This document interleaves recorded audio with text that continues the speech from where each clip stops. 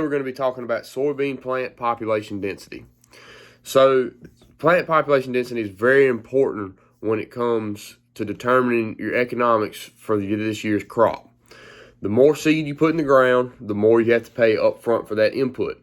So you got to know if you're putting more in the ground that's going to optimize that crop and you're going to get it out in the back end.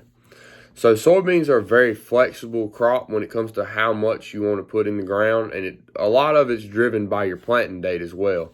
The later you plant that crop going into June and July, the more you're going to have to put in the ground. And, you're going to have a lot higher population going up higher than you normally would.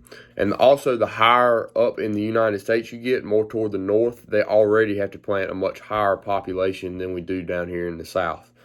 Talk about some differences between lower and higher populations. Lower population soybeans are going to have more pods to the plant. They're going to have more seeds to the plant, obviously, because they have more pods. But the problem with this is you're going to have lower to the ground pods. You're going to have excessive branching. So if you have a higher density, it's not going to be as many branches coming off that main stem. But if you have less seeds, less plants in the field, you're going to have more branching, and they're going to be lower to the ground with a thicker stem, which could be harder to harvest.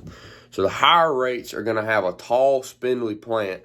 They're going to be a lot easier and more susceptible to lodging, but it's rare to see yield loss when it comes to having a higher population, according to my article.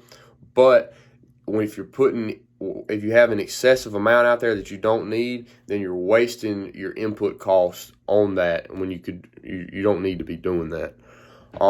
This affects us in North Carolina because you got to know what your optimal stuff when you're planting, for one, because we have a very broad range whether you're double cropping or not. Knowing when you're putting it in the ground and knowing how much seed you're going to put in the ground, and also your soil type, because lower populations, especially with narrower row spacing, are susceptible to not germinating, and if you have crusted soils, then not making it through. But yeah, I hope you learned something.